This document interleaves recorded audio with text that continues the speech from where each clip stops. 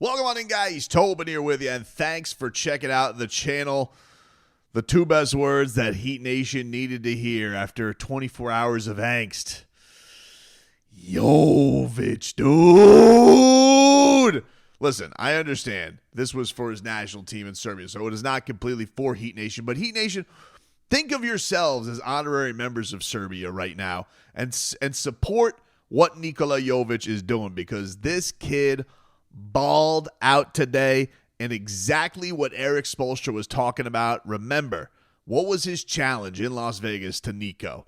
He said, I want to see him flourish in the moments of truth. And I was getting set to record. I was watching this game I found it on YouTube on a very, very squirrely link. I mean, it was not in English. It was buffering weirdly at times. There were strange commercial breaks. But either way, we found it. Serbia v. Germany in the Supercup Final, which just sounds awesome as they're getting ready for Eurobasket. And Nico led Serbia today with 22 points. And they needed every piece of them. They did not exactly get the best game in the world today from the Joker. So Serbia really needed somebody to step up for him today. And mind you, Germany is no friggin' slouch when it comes to the international game. This is a team that beat them in the World Cup a couple of years ago. Remember, you had Nico crying on the court, and this was a hell of a matchup that he had going for him, because he had to go up against Franz Wagner, who ended up being the leading scorer for this German team today. But he and Nico were having a fun back and forth, and there was a time in that fourth quarter where my cheeks got a little squeaky because Nico was taking the inbounds, and Franz Wagner swiped it right from him, and Germany scored. And they did that like 2 straight possessions to get themselves from a 6-point game to a 2-point game. And I was like, I don't need that to be the lasting image. Which, by the way, I was trying to get Frog Boy and Leroy to watch this with me. I was like, hey, you guys want the link for Serbia, Germany? And I was laughed out of the group chat. So their loss, not mine, because just a couple of possessions later, a stones 3 from Nico to put Serbia up 7 and really just took control back of the game. He was huge in this one. And, I mean, he was feeling the 3-ball today. He was 4-7 from downtown. But he had himself a couple that were with confidence and rhythm. He had a step-back bomb over Franz Wagner in the second half of this game. Maybe it was the first half. No, I'm sorry. It was the second quarter of this game. And it was like, ooh, he was taking it from Steph land. Jovic was feeling it today, dude. And everything that Erik Spoelstra could have wanted from Nico, he got in a performance like this against some real tough competition.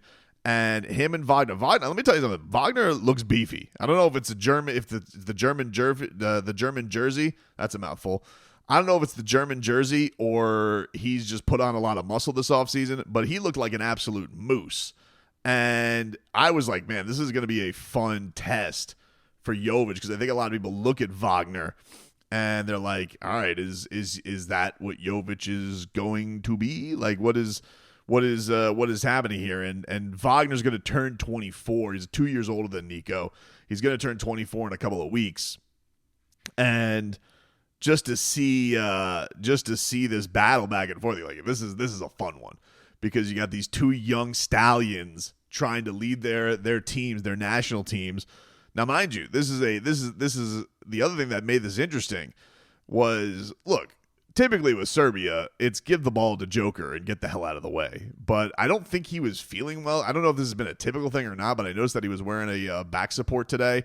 He didn't look fantastic. He did not look like his normal self. And I'm sure there's a lot of teams right now, because these nations are already getting after it. Mind you, this Super Cup, whatever they're playing for, this was in Munich, so it's in Germany. The atmosphere is pretty crazy. The team's all there. You got Tristan da Silva, also from the Orlando Magic, on this team, so they're little Magic, we're little Heat.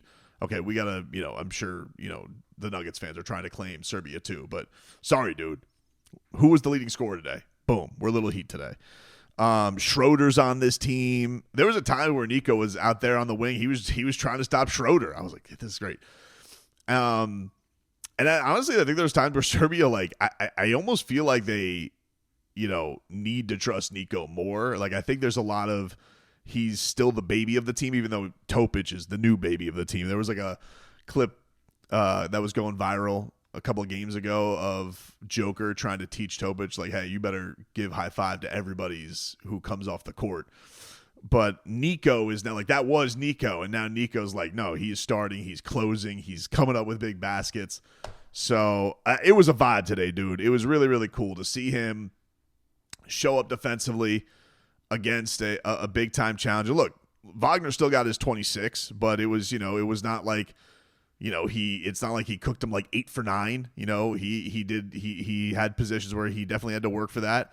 Got to the free throw line a ton today. So, like, Wagner's a stud, dude. Like, I mean, like, that's what the fun of this is. You have a guy there who's looked upon as one of the big three for his Orlando Magic, and Nico is trying to make his way, and he was going shot for shot with him at times. Like, really, really impressive stuff.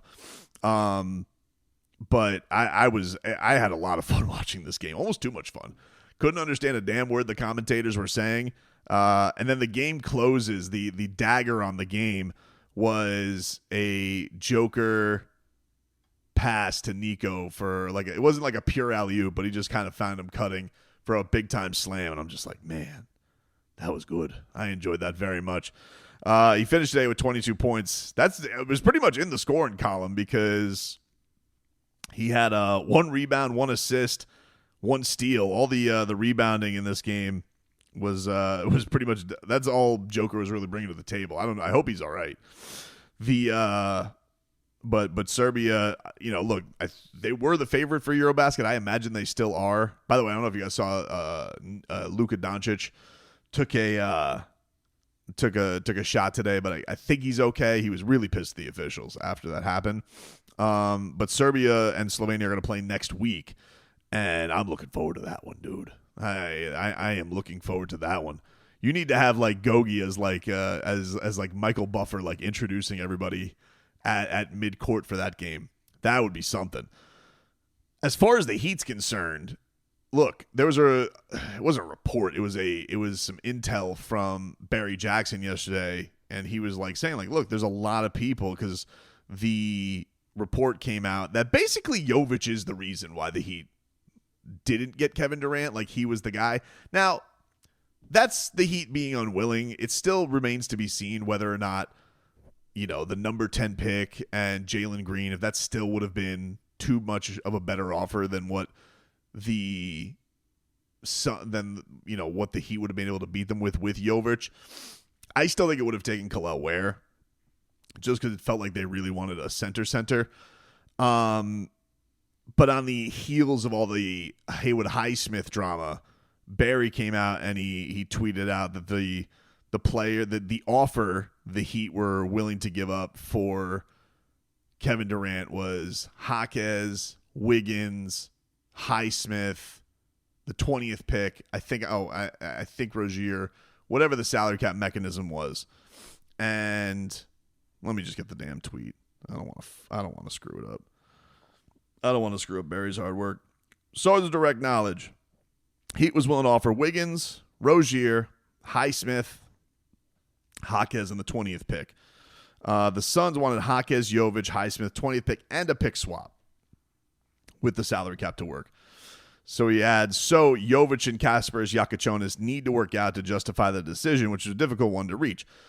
But honestly, if they were going to give up the 20th pick either way, like, it's more on Jovic to show, because people were making the point, like, hey, wasn't Highsmith the reason? And I'm telling you right now, dude, like, put on your big boy brain. Like, do you really think the Heat didn't trade Kevin Durant for Haywood Highsmith? And I love Haywood, but, like, really, come on, like, don't. Let's be logical about this stuff. So in the midst of all that, Barry was tweeting out some stuff, and I think he was responding. I want to say it was to Heat Muse, and Barry had just pointed out that internally that Nico has a lot of fans. I'm going to get the exact tweet here. Barry was doing a lot of tweeting about the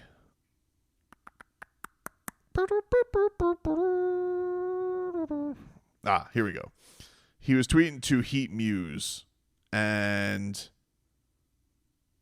he said, some internally are extremely high on Jovic is one big reason. And look, dude,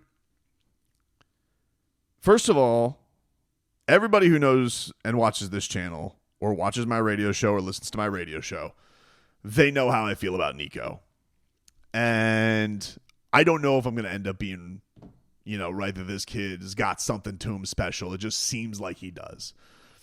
I think he's talented. I think he's coming from one of the best basketball countries in the world. He's literally learning under the wing of the best basketball player on the planet right now. He is 22 years old. 22 years old. And I'm sorry. I'm just like, I was really, really reluctant for the Heat to give up on that. The problem with it is he is a unique player. And now I do think he's going to be more comfortable being a guy who can just take open shots and knock down open threes. He's really done a good job with his shooting. I think that really rattled him last year. I don't think that will this year. It remains to be seen if the Heat go in a direction where it's probably not going to happen with Andrew Wiggins on the team. But this does bring the Heat to an interesting decision of, like, if there are big fans of him in the organization, can we be in a situation where he's not starting? Like, are we just going to go and he's going to be the sixth man, right? Because I don't know if that's prudent. Now, he did find a comfortability with it last year, and I am full go, let's go sixth man of the year, Nico, or most improved player of the year, Nikola Jović. He stays healthy, dude, and he had been doing a better job of that. He's bulked up. Fluke injuries, the last couple of ones, a lot like Tyler Hero, like broke the foot, broke the hand. And I don't know. There's just an accountability to him.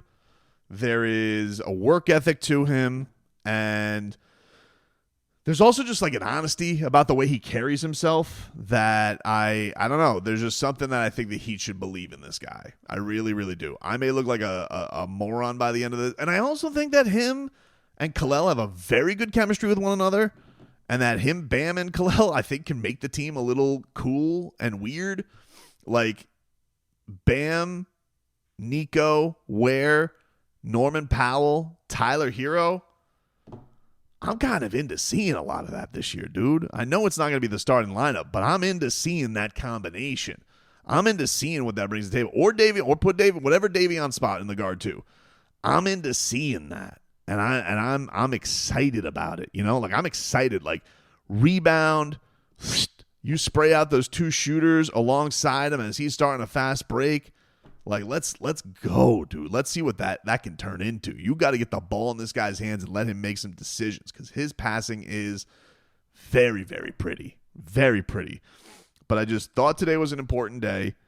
You guys may not care that it was against Germany, but it was a good opponent he was taking on, a good player who's in his division that he was going head-to-head with to lead his team. That team beat Serbia in the World Cup a year ago. And